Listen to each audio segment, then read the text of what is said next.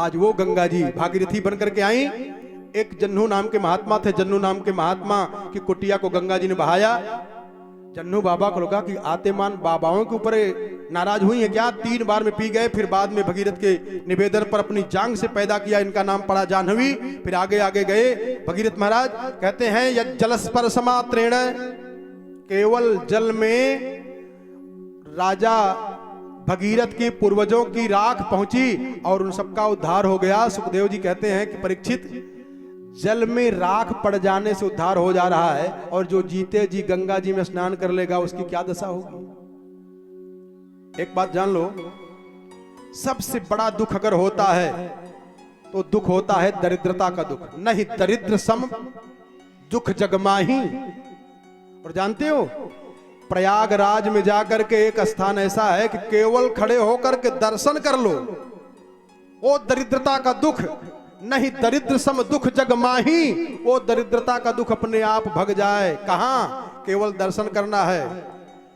हरे चवर जमुना अजो गंगा तरंगा, चवर जमुना यरो गंगा तरंगा, चवर जमुना यरो गंगा तरंगा, चवर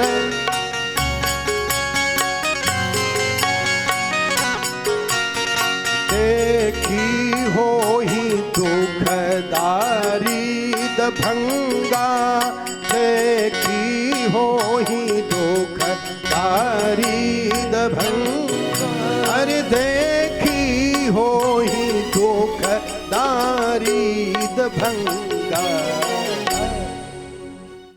और श्रीमद् भागवत जी में त्रिवेणी बह रही हैं, यहां भी दर्शन करके मिट सकता है। दर्शन करने की विधि जान लो, हमने उस दिन बताया त्रिवेणी बह रही हैं, दर्शन करो। चवर जमुन अरे यारु गंगा तरंगा, केवल देखी हो ही दुखदारी दभंगा। कहते हैं कि इन्हीं की परम पावन वंशावली में महाराज खट्वांगा दीर्घ बाहुश्च रघुस्तस्मात् पृथुस्रवाः, और अजस्ततो महाराजस्तस्मात् दशरथो भवत्। इन्हीं की पावन वंशावली में महाराज खट्वांग का जन्म हुआ, और खट्वांग के दीर्घ बाहु के रघु, रघु के पृथु, पृथु के महाराज दशरथ पैदा हुए। जरा एकाग्र हो जाएं, बहुत एकाग्रता पूर्वक हो जाएं। 2 बार संकीर्तन करा दे रहे केवल आपको एकाग्र करने के लिए, क्योंकि बहुत गूढ़ कथा यहां से शुरू हो जाएगी। भगवान का अवतार होता कैसे है, भगवान का अवतार किसके यहां होता है, भगवान के अवतार में मुख्य भूमिका निभाता कौन है, भगवान कौशल्या मैया के आंचल के नीचे क्यों आए। इतनी स्त्रियां, इतनी देवियां हैं, वहां बाप बन करके, पति बन करके नहीं आए, और उनके यहां पुत्र बन करके आए हैं, क्यों? जरा निवेदन करें भगवान से 2 बार, इसके बाद इस रहस्य को देखना है। अरे अवध बिहारी सांवरिया, अवध बिहारी सांवरिया, ले चल अपनी नागरिया। अवध बिहारी सांवरिया, अवध बिहारी सांवरिया, ले चल अपनी नागरिया, ले चल अपनी नागरिया। अवध बिहारी सांवरिया, अवध बिहारी सांवरिया, ले चल अपनी नागरिया, ले चल अपनी नागरिया। सरजों के तीर अयोध्या नगरी, सरयू के तीर अयोध्या नगरी, सरजों के तीर अयोध्या नगरी, सरयू के तीर अयोध्या नगरी। भरे जहाँ कागरिया, संत भरे जहाँ कागरिया, ले चल नागरिया, ले चल अपनी कागरिया। अवध बिहारी सांवरिया, अवध बिहारी सांवरिया, ले चल अपनी कागरिया, ले चल अपनी कागरिया। कनक भवन में आप विराजे, कनक भवन में आप विराजे, कनक भवन, कनक भवन, कनक भवन में आप विराजे, कनक भवन में आप विराजे। देखी भई मैं तो कांवरिया,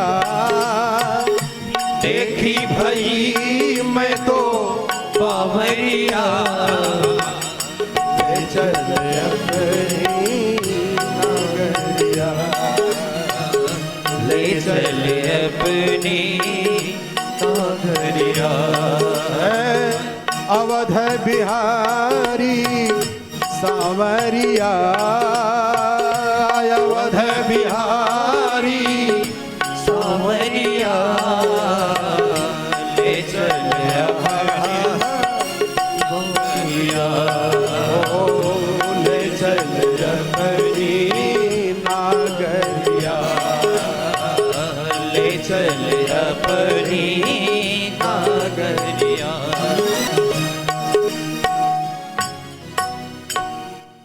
एकाग्र हो जाएं। राजा दशरथ के यहां भगवान का अवतार हुआ है, क्या कारण है इसका? जरा और एकाग्र हो जाएं। इनके पूर्व जन्म का चरित्र जरा देखें। मनु शतरूपा, और ये मनु शतरूपा ने तपस्या किया, त्याग किया, जप किया, तप किया। और एकाग्र हो जाएं।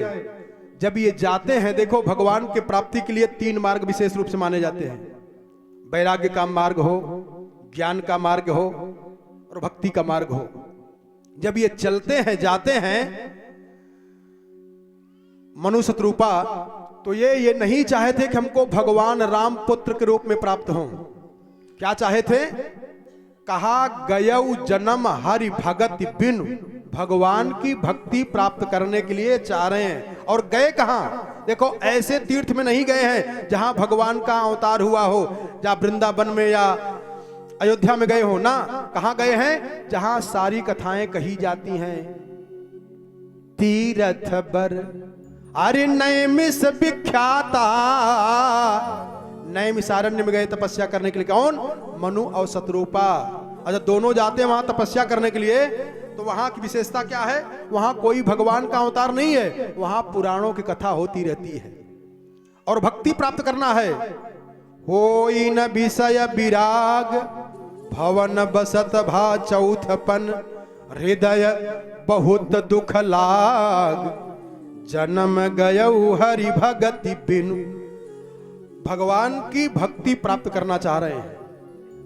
हरि शब्द जो है ये ऐसा व्यापक शब्द है कि किसी भी देवता के साथ लगा दिया जाता है, इसलिए कहा हरि की भक्ति चाह रहे हैं। और भक्ति प्राप्त करने का साधन क्या है? भगवान की कथा। भगवान की कथा के लिए गए कहां? नैमिषारण्य में। और नैमिषारण्य में जाकर के खूब कथा सुन रहे हैं, कथा सुन रहे हैं। जरा एक रहस्य देखें और ध्यान देकर समझें। एक रहस्य देखें। क्या? फिर मंत्र दीक्षा लिए, 12 अक्षर मंत्र पुनि। मंत्र क्या लिए? मंत्र लिए 12 मंत्र। 12 मंत्र आप लोग जानते भी हो क्या है? अच्छा, बता भी दे रहा हूं। बाजा में नहीं बोलना चाहिए, लेकिन एक को छोड़ करके बोल दे रहा हूं। प्रणव लगाए करके बाजा में मंत्र नहीं बोलना चाहिए। नमो भगवते वासुदेव, प्रणव आगे लगा दीजिए, मंत्र पूरा हो जाए। यही 12 मंत्र है। और इस मंत्र का जो मूल देवता है, प्रधान देवता है, वो भगवान श्री कृष्ण है। और ये गए हैं तपस्या करने के लिए, द्वादशाक्षर मंत्र जपे हैं। पढ़ लेना, रामचरितमानस भी पढ़ लेना कि द्वादशाक्षर मंत्र जपे हैं, यही मंत्र जपे हैं। ये कौन? मनु शतरूपा। और जप रहे हैं, और जपने के बाद इनके जब पुत्र की कामना हुई है, और भगवान को कब चाहे हैं ये? अगुण अमान, अगुण अखंड, ऐसे ब्रह्म का चिंतन कर रहे हैं। लेकिन ये राजा हैं, और यही मनु जी महाराज ही मानव जीवन को जीने का एक तरीका बनाया, जो मनु स्मृति लिखे हैं, स्मृतिकार हैं। और ये राजा हैं, राजा आदर्शवादी होता है, इसलिए स्मृतिकार और आदर्श को चाह रहे हैं। तब हुआ क्या? भक्ति करते करते करते करते इनके मन में आकाशवाणी हुई, और जब आकाशवाणी हुई है तब उन्होंने कहा भगवान राम को चाहे तुम्हें समान सुत। क्यों? स्मृतिकार हैं और राजा हैं, आदर्श हैं। और देखो अब वही राजा दशरथ बने अगली बार। जरा एकाग्रता पूर्वक समझना, जब ये राजा बने, अपने मन में विचार करिए कि एक आदमी के साधना से परमात्मा का अवतार होता है कि कई लोग मिलकर के समूह के द्वारा भगवान की प्रार्थना किया जाए, तब भगवान का अवतार होता है। भगवान के अवतार का मूल कारण क्या है भाई? सब लोग मिलकर के समूह बना करके प्रार्थना किया जाए तब भगवान आएंगे, कि एक आदमी विशेष रूप से साधना करे और तब भगवान आ जाए? देखो, राजा दशरथ के यहां भगवान आए, राजा दशरथ को भगवान की प्राप्ति हुई। जरा मन ध्यान लगा करके समझिए। राजा दशरथ ने पूर्व जन्म में बड़ी तपस्या किया, त्याग किया, जप किया, पुराणों की कथा सुने, और तब इस बार इनको पुत्र के रूप में भगवान की प्राप्ति हो रही है। और जटायु, शबरी, अहिल्या, केवट, इनको भी तो भगवान मिले। सबरी, केवट, अहिल्या, इनको भी भगवान स्वयं गए हैं मिलने के लिए। और राजा दशरथ इतनी तपस्या किए तब आए, क्यों? अंतर क्या है? एक बात और समझ लो, और बढ़िया समझा देना, और समझ में आ जाएगी। जैसे कोई आदमी स्वस्थ है, बढ़िया निरोगी है, कोई बीमारी उसको नहीं पकड़ी है, तो उसको देख करके प्रसन्नता होती, भाई खूब नियम किया होगा, खूब आसन प्राणायाम कसरत, सवेरे उठता होगा, दौड़ता होगा, शाम को भी करता होगा, देखो स्वस्थ है ये। और कोई अगर बीमार हो, भयानक बीमारी से ग्रसित हो जाए, और कोई वैद्य, कोई डॉक्टर उसको बचा ले और स्वस्थ हो जाए, तो बखान किसका होगा? डॉक्टर का। अरे भाई ये तो मर चुके थे, इनको तो डॉक्टर ने बचा लिया, भगवान की कृपा ही हो गई। ऐसे दो मार्ग हैं, एक तो साधना के माध्यम से स्वयं परमात्मा की प्राप्ति करें, और दूसरा भगवान कृपा कर दें, भगवान की अहेतुकी जीव के ऊपर कृपा हो जाए, स्वयं आकर के मिल जाएं। तो जब स्वयं आकर के भगवान मिल जाते हैं तो भगवान की भगवत्ता की कृपा मानी जाती है, उसमें उसकी प्रधानता नहीं है कि नहीं भगवान हमको मिल गए। और जो साधक साधना के द्वारा, इसीलिए राजा दशरथ के पूर्व जन्म की चर्चा रामचरितमानस में की गई है, लेकिन जटायु के और शबरी को, केवट को, इनके पूर्व जन्म की चर्चा मानस में नहीं आई है। क्यों? क्योंकि ये कृपा के द्वारा भगवान की प्राप्ति इनको हुई है, ये अपने त्याग तपस्या से नहीं पाए हैं। और राजा दशरथ ने क्या किया है?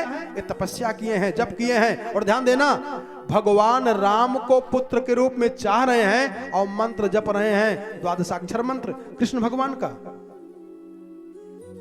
और अगर ये बात कोई वैष्णव संप्रदाय के विद्वान से पूछा जाए कि महाराज भगवान राम को पुत्र के रूप में चाह रहे हैं और मंत्र जप रहे हैं कृष्ण भगवान का, ये एको देवो शिवो वा केशवो वा, ऐसा क्यों हो गया? तो जो बढ़िया विद्वान होगा, वैष्णव संप्रदाय का अच्छा विद्वान होगा, तो एक तर्क दे देगा। क्या? मंत्र जब जपा जाता है तो दोनों का समावेश होता है, सीता और राम का। सीता का मंत्र जो है वो षडाक्षरी है, भगवान राम का भी जो मंत्र है षडाक्षरी है, इन दोनों षडाक्षरी को जोड़ दिया जाए, द्वादशाक्षर मंत्र बन जाए, ऐसा वो तर्क दे देंगे। लेकिन जब इन्होंने जपा, जपने के बाद भगवान को कहा कि चाहूं तुम ही समान सुत।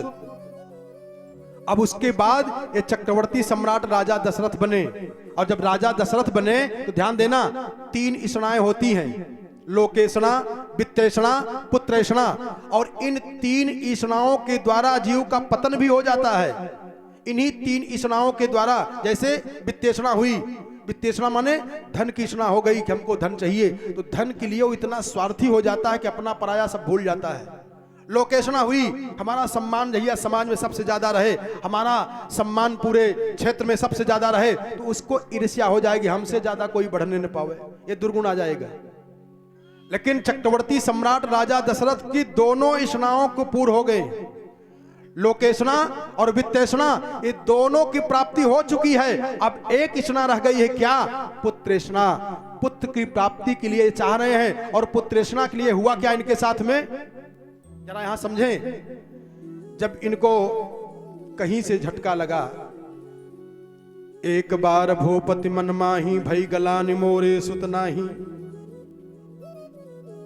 ये बात आप लोगों के सामने मैं कई बार कह दिया हूं कि राजा दशरथ के साथ जब पुष्प मंगाई थी कैकेयी, और वहां गए तो इंद्रासन धोया जा रहा था, इसलिए इनको गलानी हुई। एक घटना और घटी थी।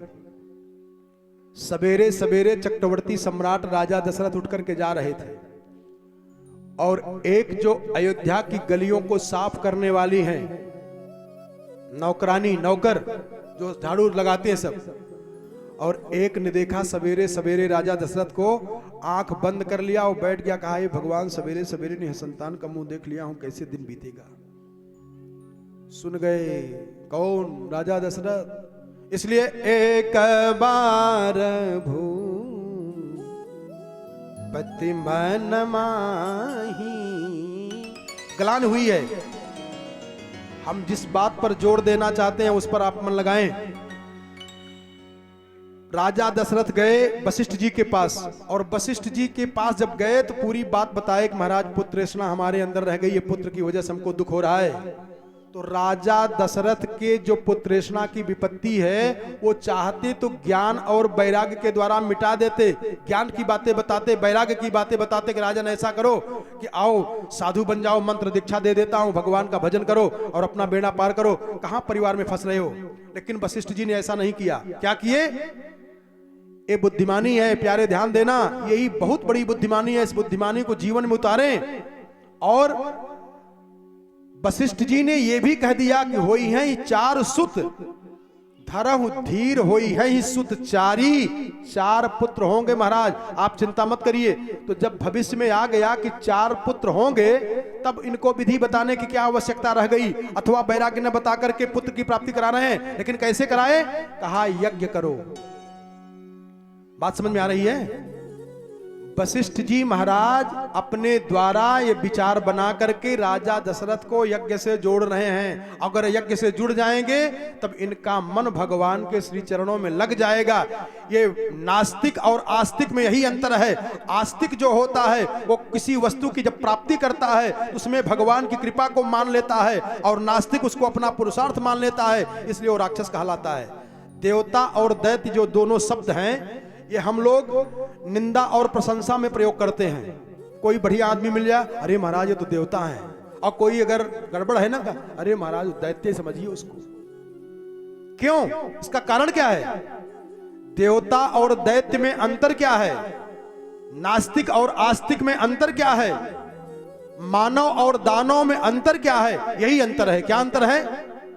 जो देवता होते हैं उनको जो भी पदार्थ, जो भी वस्तु, जो भी सुख समृद्धि मिल जाती है, उसको वो भगवान से जोड़ लेते हैं कि भगवान के द्वारा हमको मिली है, भगवान की कृपा से मिली है। उनकी श्रद्धा भगवान के चरणों में बन जाती है। और जो दैत्य हैं उनको अगर मिल गया, अरे मेरा कर्म है, मैंने मेहनत किया है, भगवान की मजबूरी है कि नहीं देंगे तो क्या करेंगे, रातों दिन मैंने खून पसीना एक कर दिया तो देंगे नहीं। अब वो भगवान से संबंध मिटा ले रहा है, इसलिए उसके अंदर आसुरी प्रवृत्ति बढ़ जाएगी। और यहां राजा दशरथ के हृदय में भगवान की भक्ति भर रहे हैं। वशिष्ठ जी महाराज ने कहा कि यज्ञ करिए, और यह पुत्र तो होना ही होना है, लेकिन अब जो पुत्र होगा यज्ञ के माध्यम से होगा, तो राजा दशरथ के जीवन में हमेशा हमेशा के लिए भगवान की भक्ति बैठ जाएगी कि यज्ञ के माध्यम से, भगवान के भजन के माध्यम से ही हमको 4 पुत्र की प्राप्ति हुई है। ये नाजायज अभिमान नहीं आने पाएगा कि मेरे पुरुषार्थ से, मेरे ताकत से पुत्रों की प्राप्ति हुई है। इसलिए कहा यज्ञ करना है। और जब यज्ञ किए देखो यज्ञ का विधान है, काला तिल कितना हो, जौ कितना हो, चावल कितना हो, गुड़ कितना हो, घी कितना हो, सब उसके बाद कर्मकांड पंडित जी लोग कराते हैं, फिर ऐसे करो वैसे करो, यज्ञ किया जाता है। लेकिन राजा दशरथ के यहां जब यज्ञ हुई, उस यज्ञ की प्रधानता किसमें रही? भक्ति में। भगति सहित अरे मुनि आहुति दीन्हा, भक्ति के साथ आहुति पड़ी, और जब भक्ति के साथ आहुति पड़ी तो अग्निदेव चूरू प्रसाद लेकर के, खीर प्रसाद लेकर के प्रकट हो गए। और जब प्रसाद को लिए, अग्नि ने दिया यज्ञाचार्य जी को, श्रृंगी ऋषि को, श्रृंगी ऋषि ने दिया आचार्य वशिष्ठ जी को, और वशिष्ठ जी महाराज ने उस प्रसाद को दिया राजा दशरथ को। राजा दशरथ ने उस प्रसाद को रानियों को बांटे, और कैसे बांटे हैं जानते हो? आधा भाग दिया कौशल्या को, जो बचा था उसका फिर 2 भाग कर दिया, आधा आधा किए, आधा दिया कौशल्या को और कैकेयी को।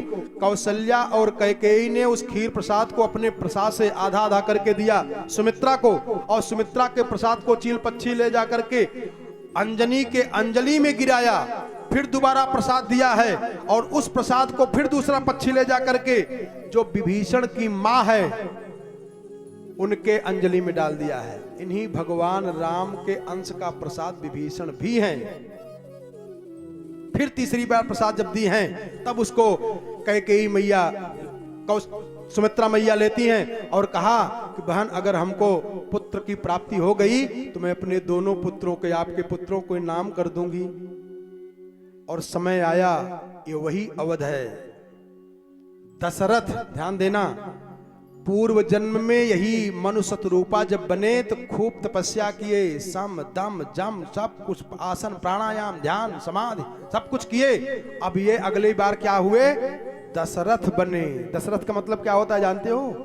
जो 10 इंद्रियों को अपना रथ बना ले और जीवात्मा उस पे रथी बन जाए, ये साधक है, वो है दशरथ। अगर साधना करने के बाद मनुष्य रूपा के रूप में इन्होंने खूब तपस्या किया, जप किया, भजन किया, पाठ किया, पुरस्चरण किया, पुराणों की कथा सुने, और अगली बार दशरथ बन गए, 10 इंद्रियों के ऊपर बैठ गए। और हम लोगों के ऊपर इंद्रियां अपना शासन कर रही हैं, जिसको राजा भर्तरी ने कहा, अरे भोगो न भुक्त्वा वै मैव भुक्त्वा, तप्तो न तप्त्वा वै मैव तप्त्वा। ये मानव का स्वभाव बना हुआ है, राजाओं का स्वभाव बना हुआ है। भोगो न भुक्त्वा वै मैव भुक्त्वा, तप्तो न तप्त्वा वै मैव तप्त्वा, कालो न यातो वै मैव जातो। राजा भर्तृहरि के वैराग्य शतक में लिखा हुआ है। और यहां आज राजा ने 10 इंद्रियों को घोड़ा बनाकर के उसके ऊपर बैठ गए, और 3 रानियां हैं, प्रधान रूप से 3 रानियां हैं, कौशल्या, कैकेयी, सुमित्रा। प्यारे ध्यान देकर के समझना, हमने कहा कि भागवत जी की कथा कहने वाला वेद शास्त्र विशुद्धिकृत, विशुद्ध रूप से जानता हो, और इन वेदों को आज थोड़ा सा पात्र के रूप में आपके सामने रख रहा हूं। समझ लीजिए, अगर वेद के पूरे रहस्य को जानना चाहते हो तो जान लो कैसे जाना जाए, पात्र के रूप में। ज्ञान शक्तिश्च कौशल्या सुमित्रोत्पासनास्मिका, और क्रिया शक्तिश्च कैकेयी, वेदो दशरथो भवः। जैसे वेद में 3 कांड हैं, ऐसे ये वेद ही मानो राजा दशरथ के रूप में प्रकट हुआ है। तो जैसे वेद में 3 कांड है, ज्ञान कांड, उपासना कांड, कर्म कांड, ऐसे वेद रूपी राजा दशरथ की 3 पत्नियां हैं। कौन कौन? ज्ञान शक्तिश्च कौशल्या। अगर ज्ञान कांड को समझना चाहते हो गहराई से, ज्ञान मार्ग को जानना चाहते हो गहराई से, ज्ञानी बनना चाहते हो गहराई से, तो केवल अंबा कौशल्या का चरित्र का मनन करते हुए हृदय में धारण कर लो, पूरे दुनिया में सबसे बड़े ज्ञानी बन जाओगे। और वेद का दूसरा कांड है उपासना कांड, सुमित्रोत्पासनात्मिका। अगर उपासना कांड को जानना चाहते हो, जिसमें 16,000 मंत्र है, उसको संपूर्ण रूप से तात्विक तात्पर्य को जानना चाहते हो, तो अंबा सुमित्रा के चरित्र का गहन अध्ययन करते हुए हृदय में धारण कर लो, पूरा आपको उपासना कांड मालूम हो जाएगा। और एक कैकेयी जो है ये है कर्मकांड, जिसमें 80,000 मंत्र है। अगर कर्मकांड को आप जानना चाहते हो, 80,000 मंत्रों को जानना चाहते हो, इसलिए जो ब्राह्मण होते हैं वो 96 चौवा का उनको यज्ञोपवीत पहनाया जाता है। 96 चौवा है, मीटर सेंटीमीटर और हाथ से नहीं नापा गया है। 96 चौवा से पंडित लोग जो बनाते हैं यज्ञोपवीत अपने हाथ से, तो उसमें बनाते हैं 96 चौवा नाप कर बनाते हैं। एक प्रतीक है, एक संकेत है। और जो 9 होते 6 होते हैं, उसमें एक एक में 3-3 होते हैं, उसके भी रहस्य बने हुए हैं। क्या 96 चौवा का केवल एक रहस्य बता दे रहा हूं। 80,000 मंत्र कर्मकांड के और 16,000 मंत्र उपासना कांड के। इन 96,000 मंत्रों पर जिसका एकाधिकार होता है वो तपस्वी ब्राह्मण, वो विद्वान वैदिक ब्राह्मण माना जाता है। वो यज्ञोपवीत का हाथ में लेकर के संकल्प पढ़ दे और पैर धरती पर जोर से पटक दे तो लक्ष्मी जी वहां पर प्रकट होना पड़ जाएगा उनको। कहते हैं कि ये दशरथ बने, और दशरथ जब बने 10 इंद्रियों के ऊपर बैठ करके और अब भगवान की प्राप्ति जब करना चाहे, यज्ञ हुआ है भगति सहित अरे मुनिया हुति दीन्हा, तो परिणाम क्या हुआ? अरे शोभ घड़ी शोभ दीन जन में हो रामा, चैत महीना है शोभ घड़ी शोभ दीन जन में हो रामा, चैत महीनवा। शोभ घड़ी शोभ दीन जन में हो रामा, चैत महीनवा। शोभ घड़ी शुभ दिन जन में हो रामा, चैत महीनवा। देखें, इसलिए बता रहा हूं, अब चैत का महीना ही आने वाला है। हमारे त्रिपाठी जी ने ऐसा मुहूर्त ही निकाल के बनाया है, इसलिए शोभ घड़ी शुभ दीन जन में हो रामा, चैत महीनावा। शोभ घड़ी शुभ दिन जन में हो रामा, चैत महीनवा। धनी रानी कौशल्या धनी रानी कैकेयी, धनी रानी कौशल्या धनी रानी कैकेयी, धनी रानी कैकेयी धनी रानी सुमित्रा, धनी रानी कैकेयी धनी रानी सुमित्रा। धनी भैली अवध नगरिया हो रामा, चैत महीना। ई धनी भैली अवध नगरिया हो रामा, चैत महीनवा।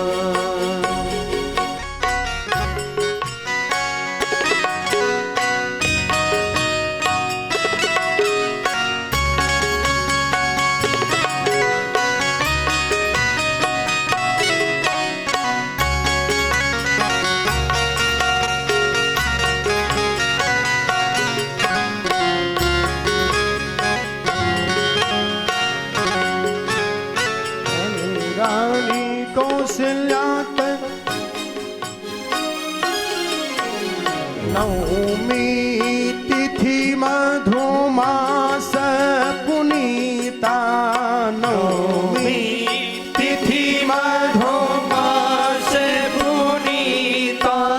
शुक्ल पक्षय भीजित हरि प्रीता, शुक्ल पक्ष अभिजित हरि प्रीता। अरे धनी भैल दशरथ अंगनवा हो रामा, चैत महीनावा। धनी भैल दशरथ अंगनवा हो रामा, चैत महीनावा।